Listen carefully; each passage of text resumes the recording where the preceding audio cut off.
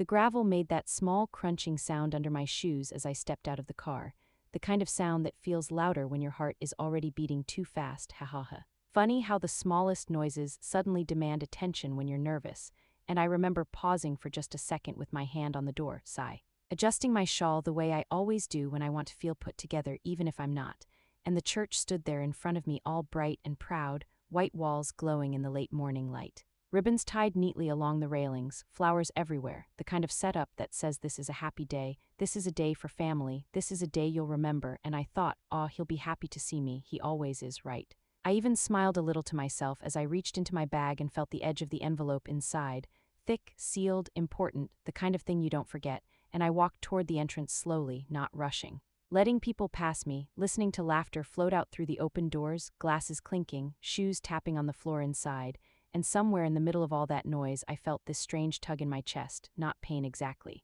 More like a question forming before I had words for it, because I noticed how everyone seemed to belong somewhere already, groups forming, hugs exchanged, names being called, and no one called mine, which is silly, I told myself. Don't overthink, you're just early or maybe late, or maybe it's just one of those moments where you feel invisible for no real reason, ha ha ha, that happens sometimes, right? So I kept walking. My steps slowing as I reached the entrance, and that's when I saw him, my son, standing just inside the doorway, looking sharp in his suit, hair neat, smiling at someone behind me. Then his eyes landed on mine, and for a split second his smile froze, just for a split second, but a mother notices those things. Weeping doesn't start with tears, it starts with noticing, and he stepped toward me quickly, too quickly. Like someone trying to intercept a problem before it gets bigger, and he said my name softly, not the warm way, but the careful way, and my heart did that little drop. The one you feel when a plate slips in your hands before it hits the floor, and before I could even say how proud I was, before I could hug him, he leaned in closer. Close enough that I could smell his cologne and hear the tightness in his breath, and he whispered, "Mom, sorry, there's no room for you." And I laughed, a small confused laugh, ha ha ha, because surely I misheard, surely this was a joke.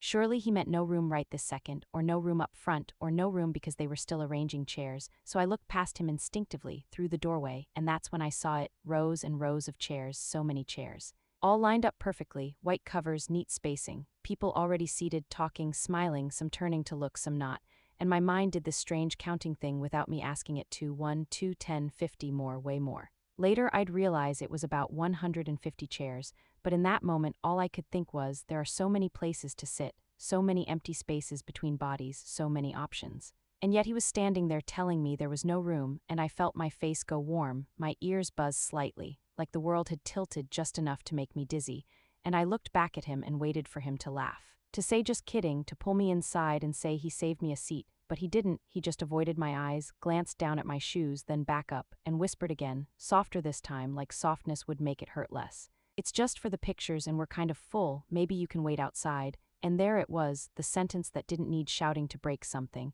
and I stood there holding my bag, the envelope inside suddenly feeling heavier. Like it had gained weight from the words alone, and I noticed things I wish I hadn't noticed, like how his body was angled slightly away from me, how he kept checking over my shoulder. How inside the church someone laughed loudly and the sound floated out like it was mocking the silence between us, and I wanted to say 100 things at once. I wanted to ask how a mother doesn't fit into her own son's day. I wanted to ask when I became something that could be edited out for a better picture. I wanted to cry, to weep right there so he would have to see it, but instead I just nodded because sometimes shock makes you polite, sigh. And I held out the envelope without really thinking, my hand acting on habit more than choice, and he took it quickly, relief flashing across his face for just a second, thanked me under his breath. Already turning back toward the doorway like the conversation was over, like I was already background noise, and I stood there alone as the door swung closed, muffling the music inside, and that was the moment it truly landed, not loudly. Not dramatically, but quietly, the way cold seeps in when you don't realize the window is open. I was not expected inside, not wanted in the frame, not part of the story being told in that room, and I took one step back. Then another, my shoes sinking slightly into the grass, and I looked at the church one last time, at the flowers, the ribbons, the people moving comfortably in a space that had no space for me, and my chest tightened, not with anger yet, but with something sadder, something like acceptance mixed with disbelief. Is this really happening? And as I turned toward my car, keys already in my hand, one thought kept circling in my mind, steady and unsettling. If there was no room for me there, where exactly was I supposed to go now? And more importantly, what happens when the person you raised decides you don't fit the picture anymore? I didn't turn around when the church door closed behind me, I just stood there for a moment staring at the parking lot like I'd forgotten what cars were for, ha ha ha. Isn't it strange how your body keeps moving even when your mind stalls? And I remember taking a slow breath, then another, the kind where you tell yourself not to cry because crying would make this reel too fast. And I walked toward my car without rushing, without stomping, just walking, like any other guest who had stepped out for fresh air, except no one was coming back out with me, and the laughter from inside faded with every step, replaced by the soft rustle of leaves and the faraway sound of traffic, and with each step the words replayed in my head, "No room for you, no room," like a bad echo that wouldn't shut up. And I kept waiting for anger to show up, waiting for my chest to burn or my hands to shake, but instead there was this heavy calm, like when you drop something fragile and it hasn't shattered yet, you're just standing there waiting for the sound. And I reached my car, unlocked it, sat down and closed the door carefully, too carefully, sigh, and for a moment I just rested my hands in my lap and stared straight ahead, watching a couple walk past holding hands, smiling, completely unaware that a woman nearby had just been quietly removed from her own family moment. And I thought, maybe this is a mistake, maybe he'll come running out, breathless, saying, "Mom, I'm sorry, I panicked, come inside." I saved you a seat and I waited, counted a few breaths, then a few more, but no footsteps came, no knock on the window, no one even glanced my way, and something inside me shifted, not broke, just shifted. Like furniture being moved in a room you've lived in for years, and I started the car, the engine humming low and steady, grounding somehow, and as I pulled out of the lot I didn't cry, I didn't scream. I didn't even look back at the church in the rearview mirror, because suddenly I realized something important: if I looked back, I might go back. And I wasn't sure I could stand outside that door again pretending I belonged somewhere I clearly didn't, so I drove, no destination in mind, just away, letting the road decide for me, and the further I got, the quieter my thoughts became, replaced by memories sneaking in without permission, like the first time I held him, how small he was, how his fingers wrapped around mine like they trusted me with everything, ha ha ha, imagine that. Trusting someone completely, and I remembered standing in this same church years ago, holding him in my arms, nervous, proud, feeling like I mattered, like I was essential, and now here I was, driving away from another church event, alone. Unneeded, unnecessary, and the contrast made my throat tighten, but still no tears came, just this deep, aching sigh that escaped without me meaning it to, and I talked to myself out loud, quietly, asking questions I didn't expect answers to. When did this happen? When did I become someone who could be moved out of frame? When did my presence become inconvenient, and the road stretched ahead of me, long and familiar? And I realized I wasn't actually lost. My hands had turned the wheel toward a place I knew well, a place that didn't need invitations or seating charts, a place where no one ever told me there was no room. And that realization hit harder than the whisper at the church, because it meant part of me already knew where safety lived. And as I drove, I thought about all the times I'd made space for him, in my house, in my budget, in my life, squeezing myself smaller so he could have more, and I wondered, not bitterly, just honestly, when did making space turn into disappearing? And the thought lingered, uncomfortable and sharp, and I laughed once, a short, breathy laugh, ha ha ha. Because of course this is how it goes sometimes. You give, and one day you realize you've given so much that people forget it was ever yours to give. And by the time I reached the long stretch of road lined with trees, the church felt far away, like it belonged to someone else's story, and the quiet inside the car wrapped around me, not lonely, just still,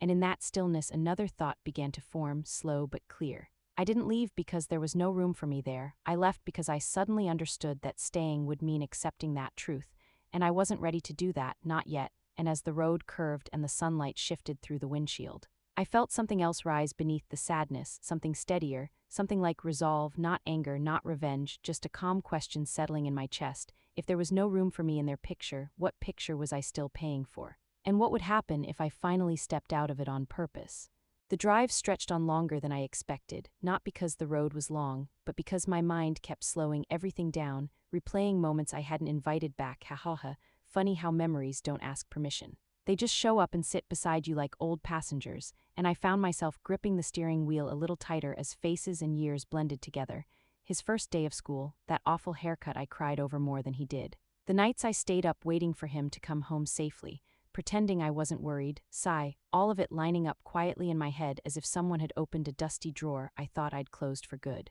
And I remembered how proud I'd been the first time he stood in front of that church, small suit, crooked tie, looking back at me for reassurance, and I'd smiled so wide my cheeks hurt, because that's what mothers do. We smile so our children don't see our fear, and now I was driving past familiar streets feeling like a guest who had overstayed in her own memories, and my chest felt heavy, not crushed, just full. like it was holding too much at once, and I let out a long breath that sounded almost like a laugh, ha ha ha, except it wasn't funny at all, and I asked myself quietly, when did love turn into something you had to earn a seat for? When did being there for every hard day turn into being excluded from the important ones? And I thought about all the times I'd said yes without thinking, yes to helping out, yes to covering something just this once. Yes to being flexible, patient, understanding, and maybe that was the problem. Maybe I'd been so understanding that no one thought to understand me anymore, and that thought stung more than the whisper at the church. Because it felt true in a way I couldn't argue with, and my eyes blurred for a second, not tears falling yet,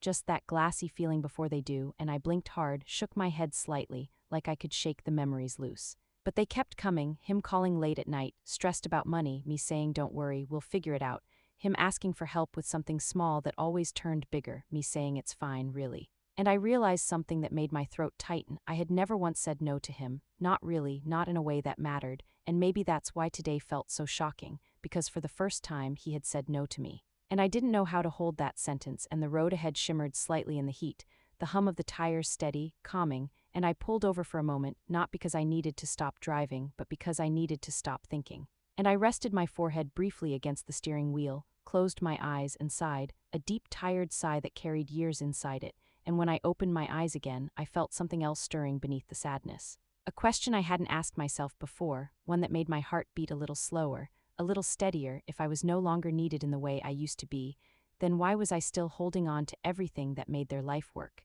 And the question scared me not because of the answer, but because of how calm it made me feel, and I sat there for another moment, breathing, letting the silence settle, then started the car again. Pulling back onto the road with a different feeling in my chest, not lighter but clearer, and as the miles passed, I realized this drive wasn't just taking me away from a church. It was taking me toward a realization I could no longer ignore, that love without respect slowly turns into something else entirely, and I wasn't sure yet what I was going to do with that truth, but I knew one thing for certain. Once you see it, you can't unsee it, and nothing was ever going to feel the same again. By the time I turned onto that familiar gravel path, the kind that always makes the car bounce just a little too much, my shoulders finally dropped, like they'd been braced for impact all this time without me realizing it. And I slowed down instinctively, not because I had to, but because this place always asked for slowness, demanded it really, ha ha ha. Even the air felt different here, thicker somehow, quieter, and when I parked and stepped out, the first thing I noticed was the smell, earth and hay, and something sharp and clean all at once.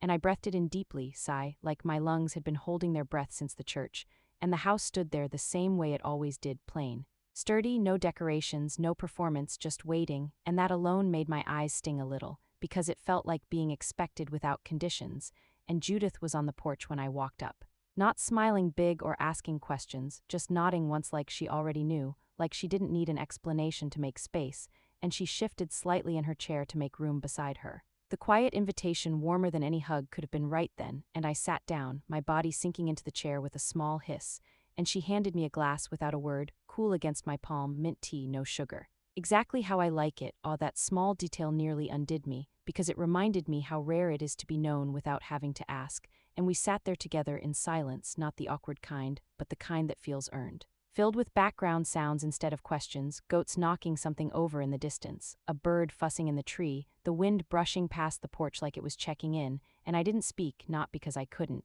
but because for the first time that day, I didn't have to, and my thoughts slowed down, no longer racing ahead or circling backward, just settling where they landed, and I noticed how my hands had stopped trembling. How my breathing had evened out, and Judith placed a small plate between us, a few slices of fruit, some nuts, simple, grounding, and I picked one up and chewed slowly, tasting it properly, realizing I hadn't really eaten anything all day, and that realization felt symbolic somehow, like I'd been running on empty in more ways than one, and after a while, without announcing it, I reached into my bag and started taking things out, setting them beside my chair, one by one, my wallet, my keys, a small notebook, things I'd been carrying without thinking, and as I placed them down, it felt like unloading more than just objects, like I was finally allowed to put things down instead of holding them together for everyone else, and Judith watched quietly, no judgment, no curiosity, just presence. And when I pulled out the envelope and placed it on the small table between us, she glanced at it briefly, then back at the field and said softly, "You don't have to explain," and something inside me cracked open at that, not loud.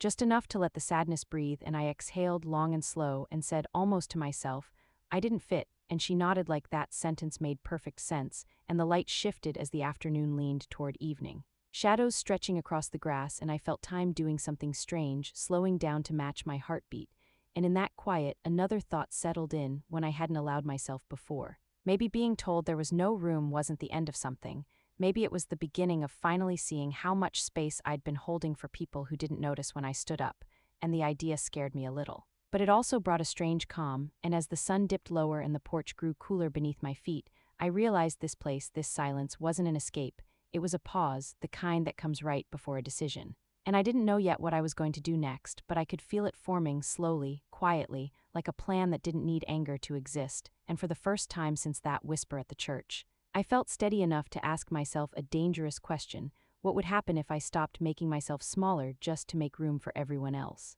The quiet stayed with me even after the light began to fade, and at some point I stood up and went inside without announcing it, like my body knew what came next before my mind did. And I laid my bag on the small table near the window, opened it, and started taking things out more carefully this time, not just unloading but sorting. Ha. Isn't it strange how organization feels like control when life feels messy? And I found the ledger tucked between a folded scarf and an old receipt, its cover worn soft from years of being opened and closed. And when I placed it on the table, my fingers rested on it longer than necessary,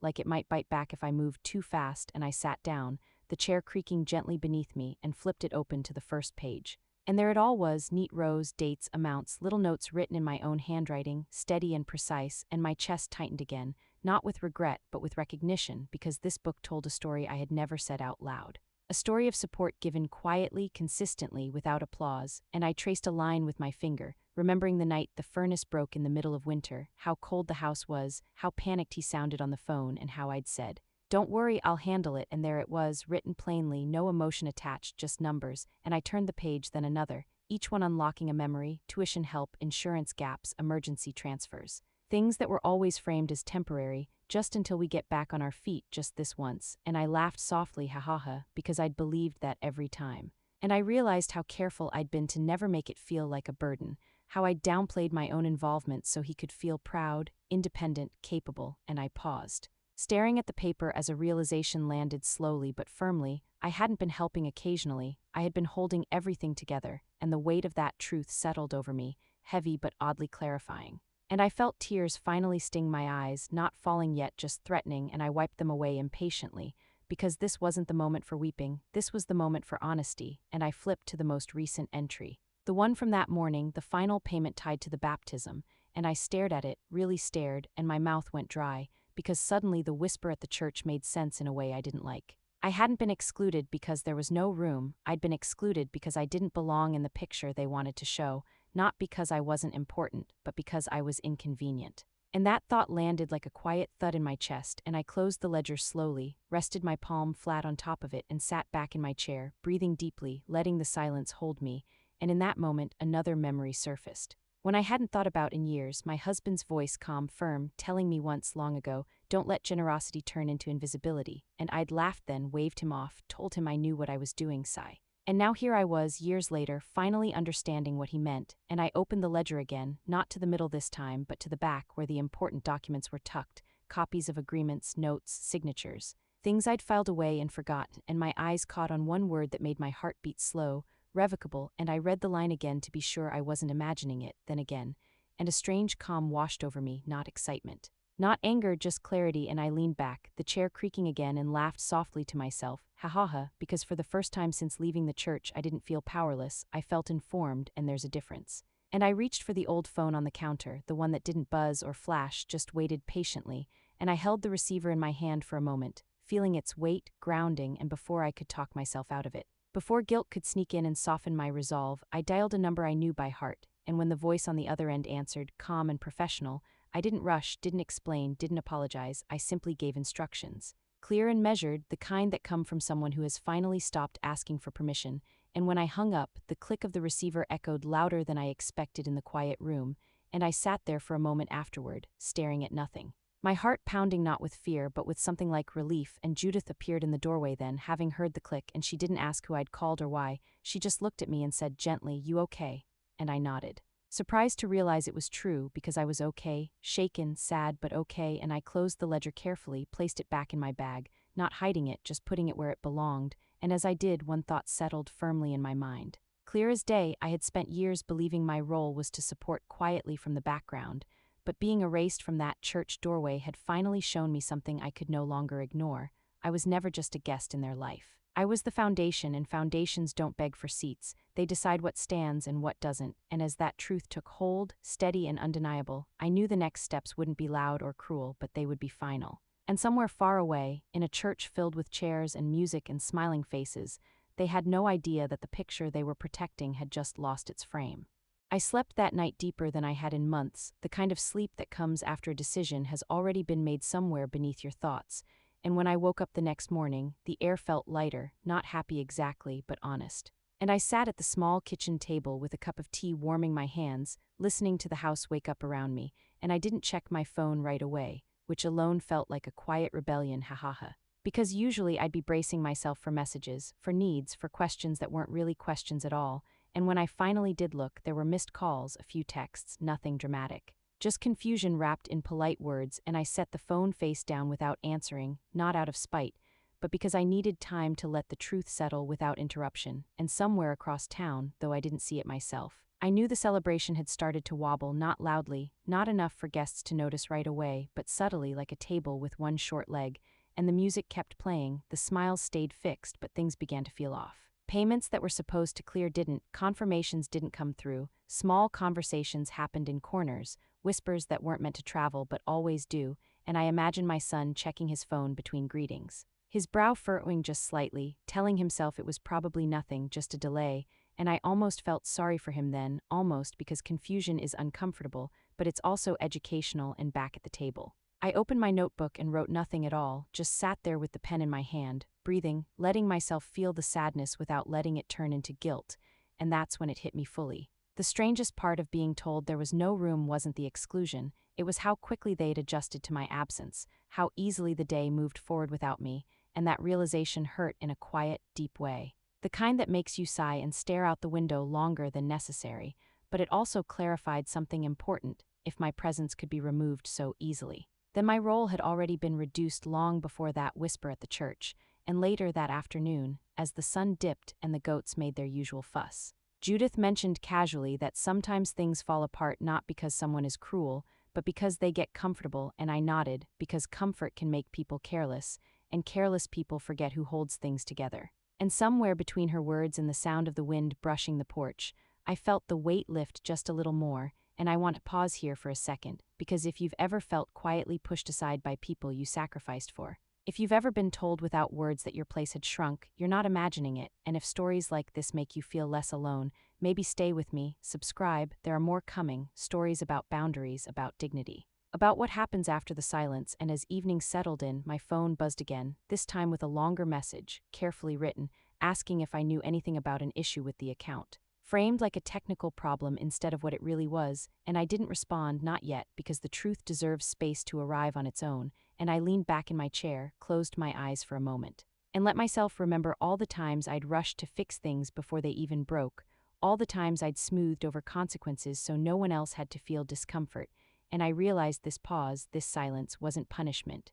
It was balance being restored, and somewhere across town, the celebration that had looked so perfect in pictures was losing its rhythm, not collapsing, just stumbling enough to make people notice, and I sat there, calm, grounded, feeling something unfamiliar but welcome settle in my chest, not anger, not victory, just the steady sense that for the first time in a long while, I wasn't reacting, I was choosing, and that thought lingered with me as night fell. Steady and unresolved, because I knew the real moment hadn't come yet, the moment when he would finally have to ask not what went wrong, but who he'd pushed out to make things look right. The next day felt slower, like time itself had decided not to rush me anymore, and I moved through the morning deliberately, folding laundry I didn't need to fold, wiping a counter that was already clean, just giving my hands something gentle to do while my mind settled into its new shape. And somewhere in that quiet routine I realized I wasn't waiting for an apology, not really, sigh, I was waiting for acknowledgement. The kind that comes only after consequences have finished speaking, and by midday I knew what I needed to do next, not because I was angry, but because clarity has a way of pointing forward without raising its voice. And I drove into town with the windows cracked, letting the air move through the car, grounding me, and when I parked outside the small office I'd visited many times before, I didn't feel nervous, just resolved. Like someone returning a library book that had been overdue for years, and inside the building smelled faintly of paper and polish, familiar, steady, and the man behind the desk stood when he saw me. His expression shifting slightly when he realized I was alone, and that detail mattered more than I expected, because being alone meant I was finally speaking only for myself, and I sat down without rushing. Placed my bag on the chair beside me and pulled out the folders one by one, aligning them carefully on the desk, the way I always do when I want my thoughts to stay straight, hahaha, old habits don't die easily. And he adjusted his glasses, glanced at the papers, then up at me, waiting, and I didn't fill the silence. I let it stretch, because this wasn't a conversation that needed cushioning, and when I finally spoke, my voice surprised me with how calm it sounded, not shaky, not sharp, just firm,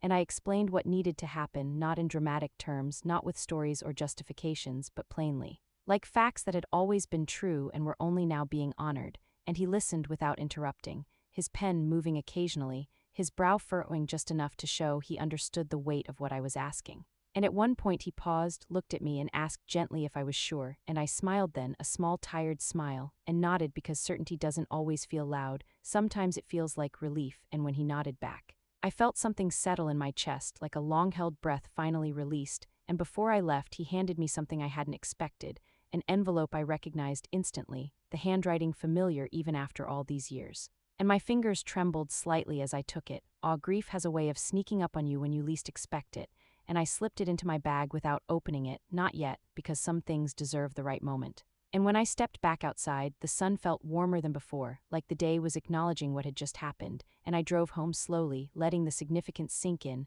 not with triumph, but with reflection and later. Back at the kitchen table, I finally opened that envelope, my hands careful, reverent, and inside was a single page, words written with the steady confidence of someone who had seen this moment coming long before I had, and as I read, my eyes filled not with tears of sadness but with recognition, because the message wasn't about money or control, it was about dignity, about remembering that love doesn't mean erasing yourself to make others comfortable. And I laughed softly through the ache, ha, because of course he'd known, of course he'd tried to warn me, and I folded the letter carefully, held it to my chest for a moment, then set it aside, feeling steadier than I had in a long time. And that evening my phone buzzed again, this time with a message that wasn't careful or polite, just raw confusion and frustration spilling through the screen, questions stacked on top of each other, and I read it once. Then set the phone down without responding, because answers given too early lose their power, and I stepped outside onto the porch, the air cool against my skin, stars beginning to appear one by one. And I realized something that made me exhale slowly.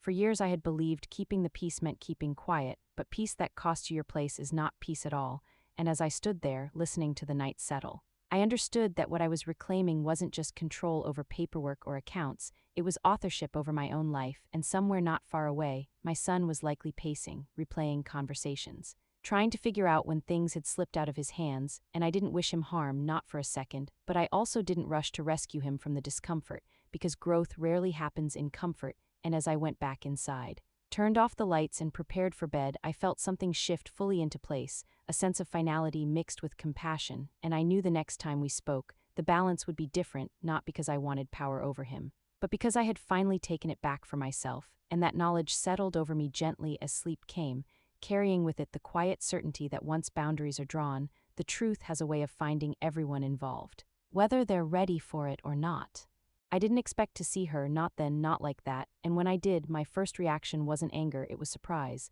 the kind that makes you blink twice just to be sure, ha, because life has a strange sense of timing. And she stood there near the long table by the window, dressed carefully, posture perfect, like she'd rehearsed the moment in her head before stepping into it, and I felt my chest tighten for just a second, not fear, not regret. Just awareness, the kind that comes when you know a conversation matters, and she smiled when she saw me, a polite smile, the kind meant for witnesses, and said my name like we were meeting under normal circumstances. And I nodded in return, calm, steady, not rushing to fill the space, and the silence between us stretched longer than she probably expected, because she shifted slightly, adjusted her bag, cleared her throat, and finally spoke. Her voice light but careful, saying she hoped I was well, that things had been busy, confusing, stressful, and I almost laughed then, ha, not out loud but inside. Because busy and confusing are words people use when they don't want to say uncomfortable, and I replied simply, I'm fine, and that seemed to throw her off because there was nothing for her to grab onto. No opening for explanation or defense, and she went on, talking about misunderstandings, about pressure, about how everything had gotten out of hand so quickly,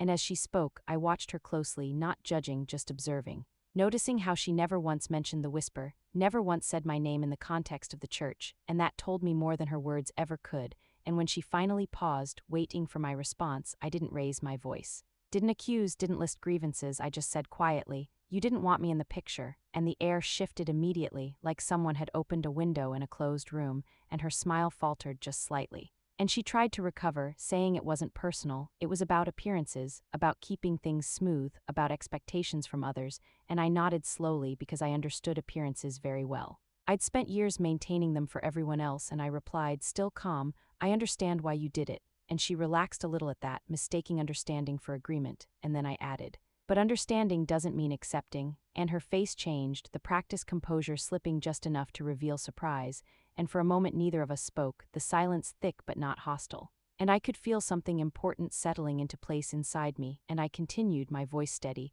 "I was not upset about the chair," I said. "I was upset about being erased," and that word hung between us, heavy and undeniable. And she looked away then, her fingers tightening around her bag strap, and I felt no triumph, no satisfaction, just clarity, and I realized something else in that moment. This wasn't a confrontation. It was a boundary being spoken out loud, and boundaries don't need volume, they need certainty, and she asked then, her voice lower, what I wanted, and I paused, not because I didn't know, but because I wanted to say it without cruelty. And I told her plainly, "I want honesty and I want respect." And she nodded slowly like she was filing the words away, and I knew then that she was hearing me, even if she didn't like what she was hearing. And the conversation ended without drama, no tears, no raised voices, just two women standing in the truth of what had happened. And when I walked away, my steps felt lighter, not because the situation was resolved, but because I had finally spoken without shrinking myself. And as I stepped outside, the cool air brushing my face, I let out a breath I hadn't realized I'd been holding, sigh, and I understood something important.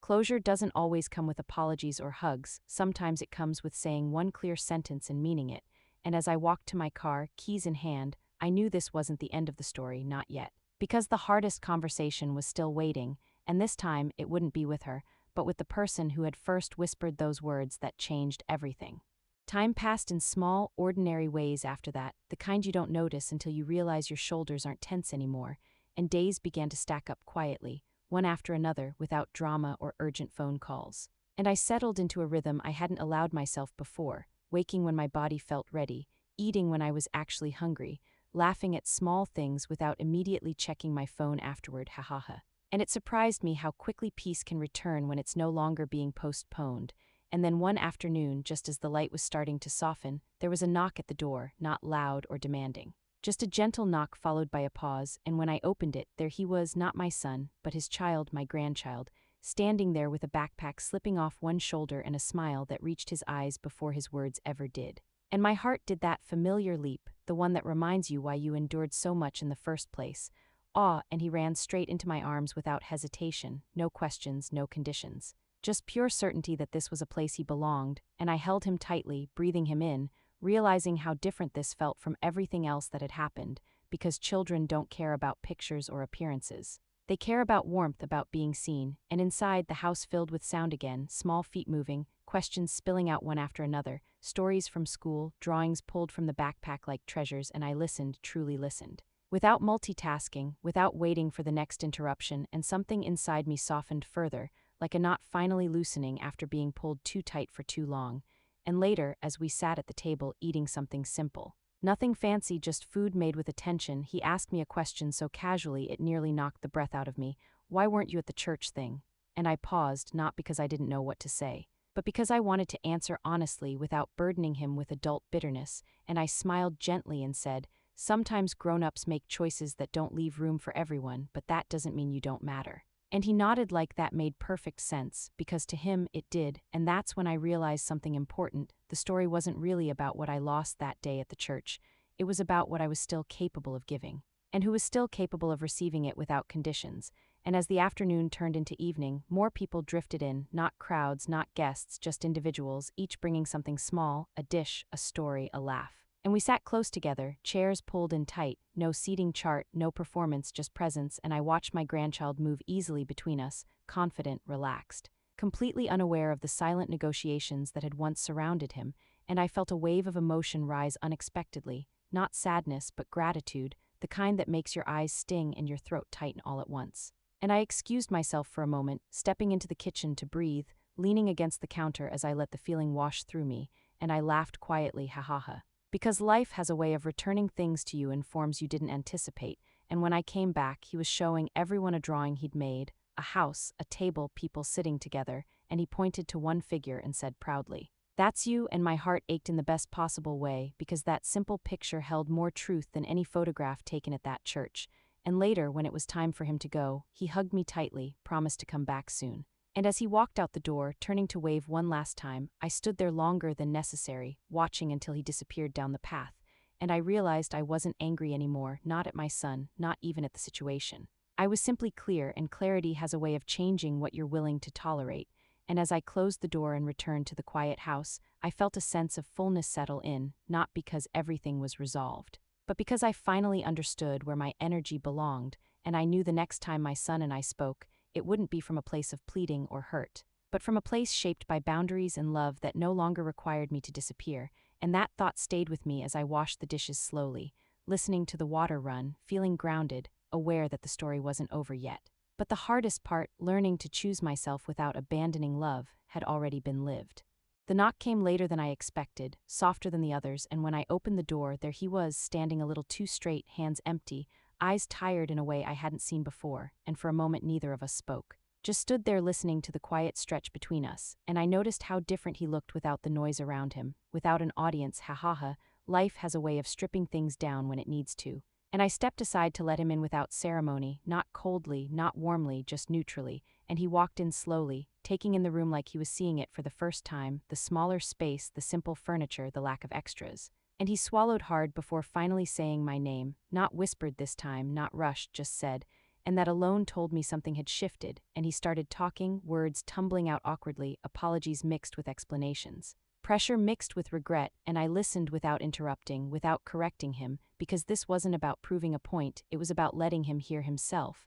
and when he finally stopped, his shoulders sagging slightly like he'd run out of breath, I spoke, calmly, evenly, and I told him the truth, not the dramatic version, not the softened one, just the truth. That being told there was no room for me didn't hurt because of the chair, it hurt because it showed me where I stood in his priorities, and he looked down then, jaw tightening, eyes glassy, and for a second I thought he might cry. And part of me ached for him because I love him, I always will, sigh, but love doesn't mean erasing myself anymore, and I told him that too, that I wasn't there to punish him or to control his life. I was there to set boundaries that should have been set long ago, and he nodded slowly, like each word was landing heavier than the last, and when he asked what that meant for us, I answered honestly that it meant I would still be here, still care, still love him, but I would no longer fund being pushed aside, no longer stay silent to keep things looking perfect, and he didn't argue, didn't negotiate, just listened, and that silence told me more than any promise could. And when he stood to leave, he hesitated, then turned back and said quietly, "I didn't see it before," and I nodded because sometimes seeing comes late, and that doesn't mean it doesn't matter, and after he left,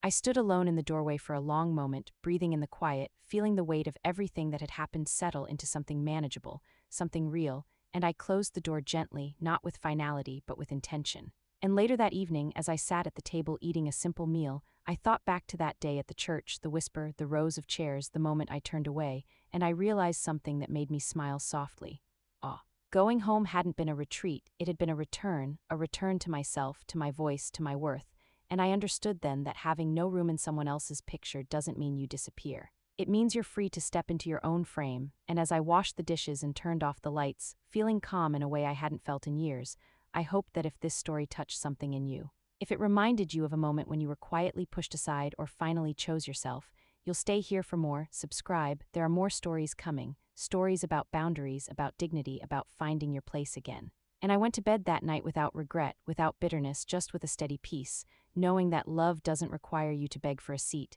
and the people who truly matter will always make room, not because they have to, but because they want to.